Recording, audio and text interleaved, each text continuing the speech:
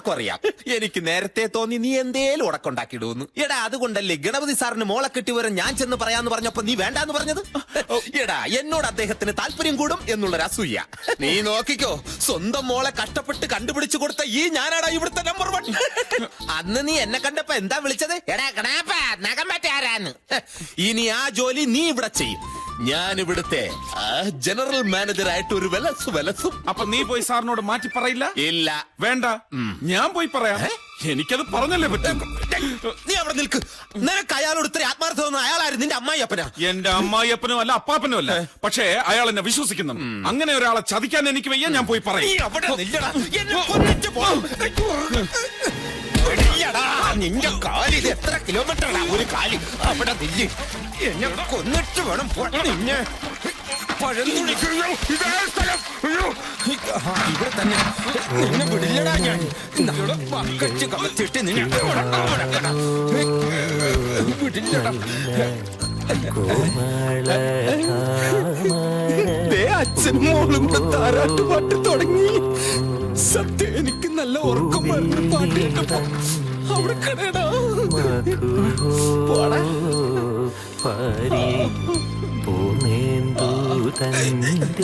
ഇല്ലടാ, എന്നാലും നിന്നെ വിടില്ല. എഴഞ്ഞും പോവാൻ പറ്റില്ല.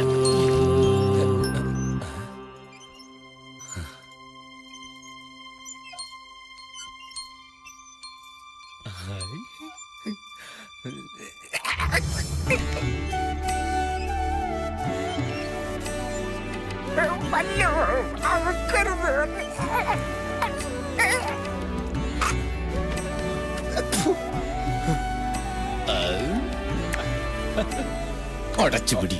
ഇനി എന്തെല്ലാം കാണാൻ കിടക്കുന്നു. സമ്മതിച്ചിരിക്കണു. കണ്ടില്ലേ, അയ്യർ സാർ ഇപ്പൊ പുലിക്കുട്ടിയാ. എന്റെ ട്രീറ്റ്മെന്റിന്റെ ഗുണം കൊണ്ടൊന്നുമല്ല, മനസ്സന്തോഷം. ഏത് അസുഖത്തിനും ആ ഔഷധം മാത്രമേ ഉള്ളൂ. ഏതൊക്കെ വഴിയിൽ എങ്ങനെയൊക്കെ ശ്രമിച്ചതാ. ഒടുവിൽ കൃഷ്ണൻ തന്നെ വേണ്ടി വന്നു മകളെ കണ്ടുപിടിച്ചു കൊടുക്കാൻ. ഈ കൈ എനിക്ക് മാത്രം അവകാശപ്പെട്ടതാണ്. സംശയം വേണ്ട ഡോക്ടറെ, ഞാനല്ലേ മോൾ അഡ്ജസ്റ്റ് ചെയ്ത് കൊടുത്തത്, അല്ല കണ്ടുപിടിച്ചു കൊടുത്തത്. ഏതായാലും ഇനിയിപ്പൊ ഇങ്ങനെ അങ്ങ് പോയാ മതി. ഒന്നിനും ഭയപ്പെടണ്ട. പറഞ്ഞത് കേട്ടല്ലോ. നീ അതിനിപ്പോ വീട് വിട്ടു പോകേണ്ട കാര്യമല്ല. എന്റെ കൈക്കാരനായിട്ട് നീ ഇവിടെ തന്നെ കൂടിക്കോ. ഞാൻ അഡ്ജസ്റ്റ് ചെയ്യാം. ഞാനേ സാറിനോട് അവളെ കുറിച്ചുള്ള മുഴുവൻ സത്യവും തുറന്നു പറയാം. അയ്യോ, അത് കുഴപ്പാവും. അതെ, ആരോഗ്യം വീണ്ടെടുത്തതൊക്കെ ശരി. പക്ഷെ അദ്ദേഹത്തിന് സന്തോഷം കെടുത്തുന്ന ഒന്നും ഉണ്ടാവരുത്. അങ്ങനെയായാൽ ഇന്നത്തെ നിലയേക്കാൾ മോശമാകാനും മതി. മനസ്സിലായല്ലോ? അതെപ്പോഴും ഓർമ്മ വേണം. ഓക്കെ, വണ്ടി വിട. സാറങ്ങോട്ടോ തിരക്കിട്ട് പോന്നുണ്ടല്ലോ. എന്താ പോന്നല്ലേ? അവൻ അങ്ങനെ അങ്ങ് ഒറ്റയ്ക്ക് വിട്ടാ ശരിയാവില്ല. ഞാനും പോവാം. ഞാനും വന്നു.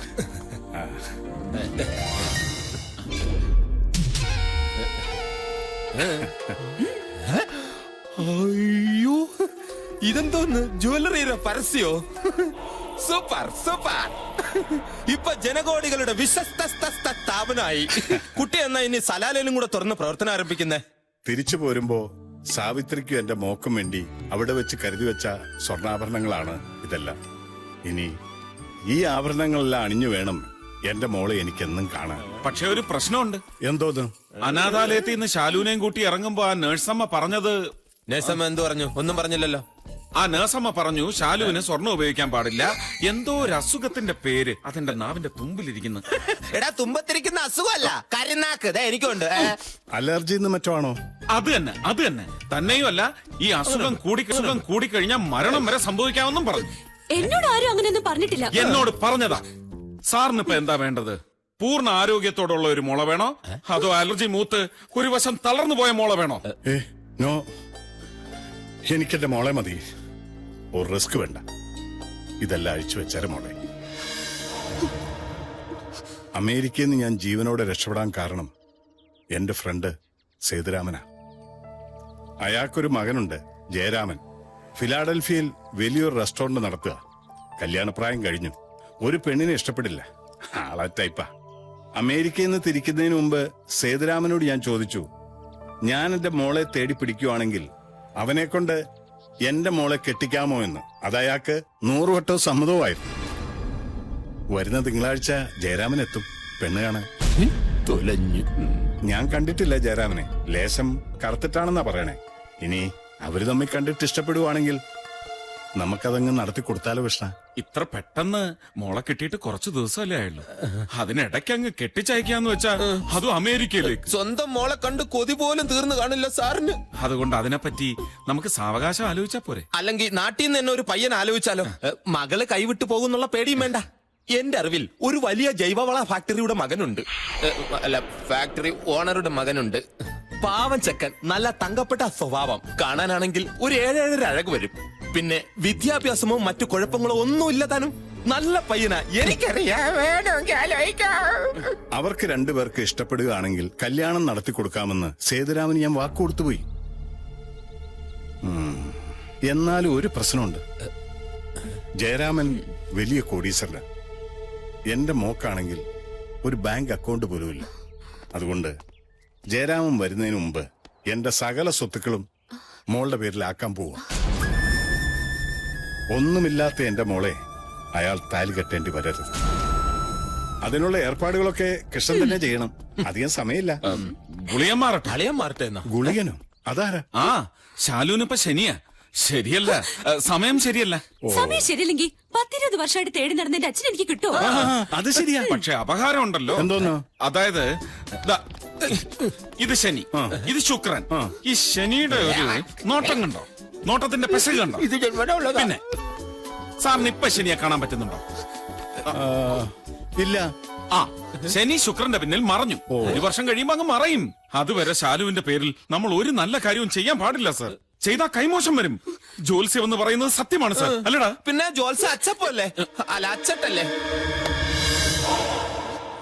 അല്ല കൃഷ്ണ, ഈ ശനിയുടെ അപഹാരം കഴിച്ചെഴുതാമല്ലോ. എഴുതണം. എഴുതിയില്ലെങ്കിൽ കുഴപ്പ. ആശ്വാസായി. അല്ല, കൃഷ്ണന് ജ്യോത്സ്യത്തിലൊക്കെ നല്ല വശമല്ലേ? തനിക്ക് അത്ര വിശ്വാസമായതുകൊണ്ട് എഴുത്തൊക്കെ 1 വർഷം കഴിഞ്ഞു മതി. അതുവരെ ഭഗവാൻ എനിക്ക് ആയുസ് തന്നാ മതി. ആ, പിന്നെ കൃഷ്ണ, തിങ്കളാഴ്ച കൃഷ്ണൻ തന്നെ എയർപോർട്ടിൽ പോയി ജയറാമിനെ കൂട്ടിക്കൊണ്ട് വരണം. അച്ഛാ, മറ്റേ കാര്യം. എന്താ മോളെ? Out house. ഓ, ആ കൃഷ്ണ, നമ്മുടെ ഔട്ട് ഹൗസ് ഒക്കെ ആകെ വൃത്തികേടായി കിടക്കുക. അതിനെന്താ, അത് വൃത്തിയാക്കിക്കളയാം. വൃത്തിയാക്കിയിട്ട് കൃഷ്ണൻ അങ്ങോട്ട് മാറിക്കോളൂ. ഒപ്പൽ അകത്തെ കാര്യങ്ങളൊക്കെ നോക്കട്ടെ.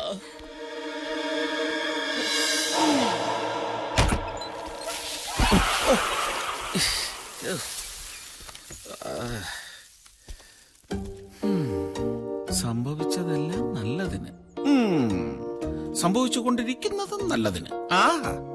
ഇനി സംഭവിക്കാൻ പോകുന്നതും ദൈവമേ. ചൂലേ. ഇവിടെയൊക്കെ വൃത്തിയാക്കുന്നത് കൊള്ളാം. പിടിച്ച് വേഗം പിടിക്ക്. എല്ലാം നല്ല കണ്ണാടി പോലെ തിളങ്ങണം. നിന്റെ മുഖവാടി ആദ്യം വൃത്തിയാക്കേണ്ടത്. എന്നിട്ട് നിന്റെ വൃത്തികെട്ട മറ്റേ മുഖം നാട്ടുകാരെ മുഴുവൻ വിളിച്ച് കാണിച്ചു കൊടുക്കും. അയ്യോടാ, എന്നിട്ട് എന്താ അങ്ങനെ ചെയ്യാഞ്ഞേ? ഏത് നിമിഷവും നീ അത് പ്രതീക്ഷിച്ചു. പെട്ടെന്ന് വേണം. ഇപ്പോ ബംഗ്ലാവിന് നേരെ ഔട്ട് ഹൗസിലേക്ക് ആയിട്ടുള്ളൂ. ഇനി ഔട്ട് ഹൗസിന് നേരെ തെരുവിലേക്കാ. അതിനു മുമ്പ് നമ്മളത് അറിയിച്ചില്ലെങ്കിലേ ഞാൻ തന്നെ ഗണപതിയോട് അങ്ങ് ചെന്ന് പറയും. മോളെ കൊണ്ടുവന്ന വിശേഷങ്ങളൊക്കെ പറയട്ടെ. പക്ഷേ ഇനിയിപ്പൊ ഞാൻ പറഞ്ഞാലും അദ്ദേഹം അത് വിശ്വസിക്കുമെന്നാ എന്റെ സംശയം. വിശ്വസ്തരായ ജോലിക്കാര് മോളെ കൊണ്ടുവന്ന് കൊടുക്കുന്നു, അദ്ദേഹം അത് സ്വീകരിക്കുന്നു, അസുഖം മാറുന്നു. വന്ന് ഇപ്പൊ എനിക്കൊരു സംശയം. ഞാൻ തന്നെയല്ലേ അദ്ദേഹത്തിന്റെ മോളെന്ന്.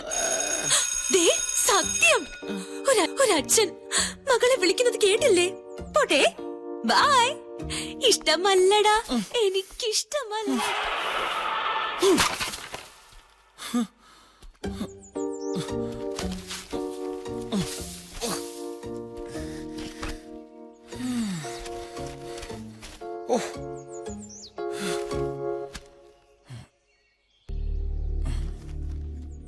ധ്വജപ്രതിഷ്ഠാ കർമ്മം ഈശ്വരൻ നമ്പൂതിരി, കോടാമ്പുഴ ക്ഷേത്രം മേൽശാന്തി ഈശ്വരൻ നമ്പൂതിരി.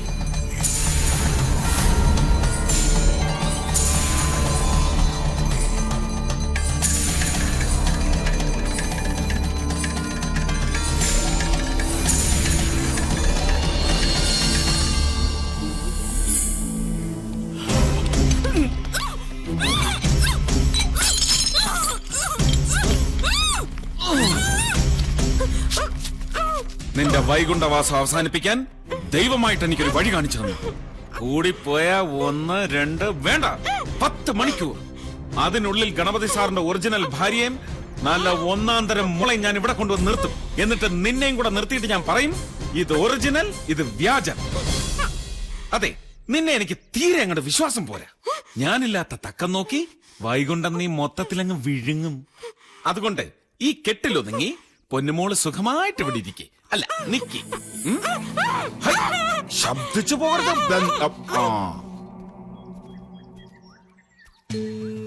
ആരാ? എന്താ വേണ്ട? ഒരു കാര്യം അറിയാൻ വന്നതാ. ആ, ഒരു ഗണപതി അയ്യരെ അങ്ങേക്ക് ഓർമ്മയുണ്ട്? പഴയ കൂട്ടുകാരൻ. അദ്ദേഹത്തിന്റെ ഭാര്യ സാവിത്രിയെയും മോളെ അന്വേഷിച്ചിറങ്ങിയതാ. അറിയില്ല.